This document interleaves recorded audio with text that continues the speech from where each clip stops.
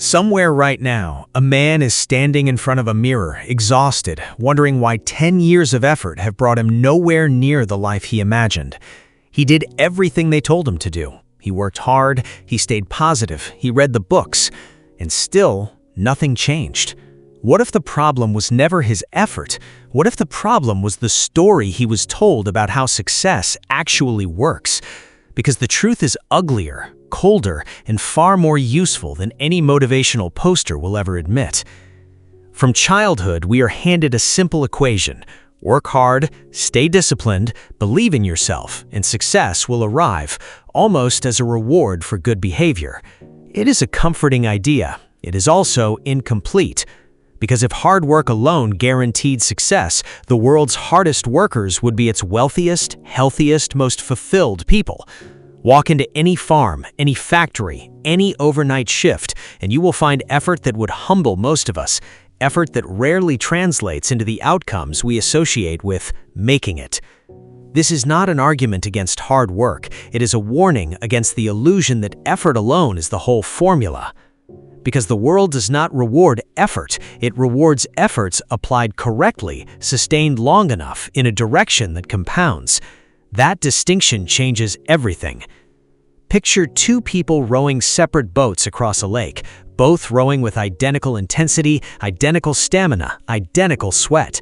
One is rowing toward the far shore, the other is rowing in slow, unnoticed circles. From a distance, they look the same. Both are working, both are tired, both believe they are making progress. Only one is actually getting anywhere. This is the quiet trap so many people fall into. They mistake motion for progress. They confuse being busy with being aligned. And because effort feels virtuous, they rarely stop to ask the more uncomfortable question: is this effort even pointed at the right target? The people who eventually break through are rarely the ones who work the hardest in absolute terms. They are the ones who periodically stopped, examined their direction, and corrected course before the wasted years piled up. Actionable insight. Before increasing effort, audit direction. Ask, honestly, whether the daily actions are actually building toward the outcome desired or simply keeping you comfortably occupied. There is a particular kind of loneliness that precedes almost every meaningful achievement, a stretch of time where the work is real, the sacrifice is real, but the results are invisible. Psychologists call this the trough of disappointment, the period after initial excitement fades and before visible competence emerges. It is here where most people quit, not because they lack ability, but because they expected the climb to feel like progress the whole way up, when in reality, most growth is silent, underground, and unrewarded in the short term.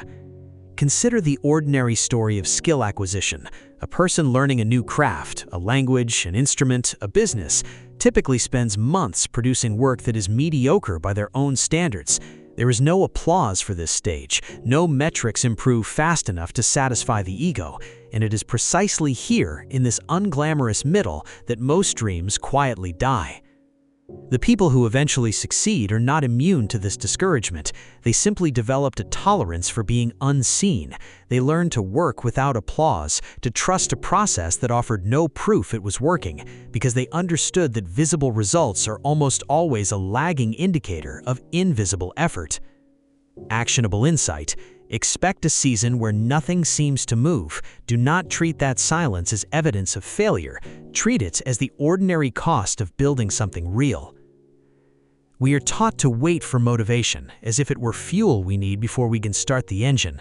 But motivation is unreliable by nature. It rises and falls with mood, sleep, weather, and circumstance. Discipline works differently. It is not a feeling, it is a decision, repeated regardless of mood. Consider the distinction between someone who exercises only on days they feel inspired and someone who exercises on a fixed schedule regardless of mood. Over a single week, their results might look similar. Over a single year, the gap becomes enormous, not because one person has more willpower, but because one of them removed the decision from the equation entirely. This is the quiet secret of every person who has sustained excellence over decades. They stopped negotiating with themselves each morning. The choice was made once in advance and then simply executed. Actionable insight. Identify one area where you are currently waiting to feel ready. Replace that waiting with a fixed, non-negotiable schedule, one small action performed on a set rhythm, regardless of mood.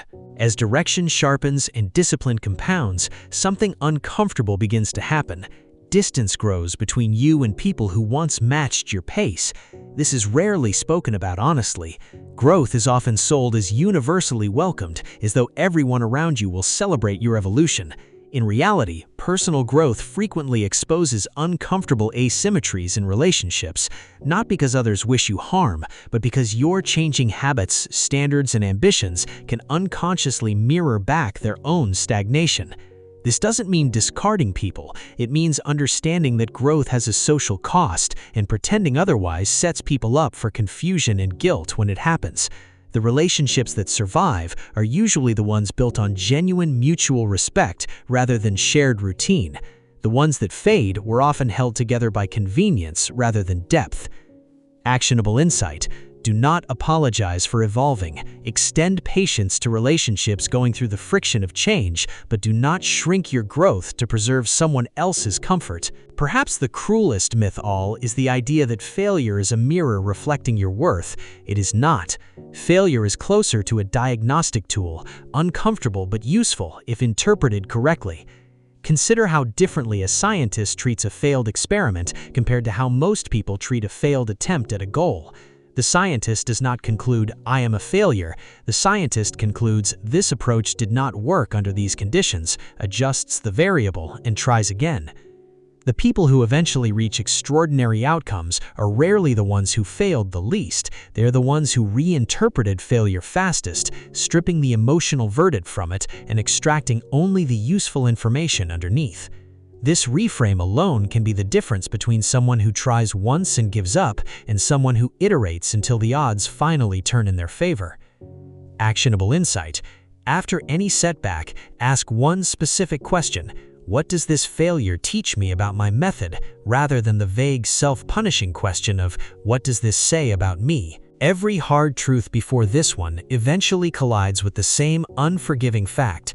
Time moves in one direction, and it does not wait for you to feel ready. Money lost can be earned again.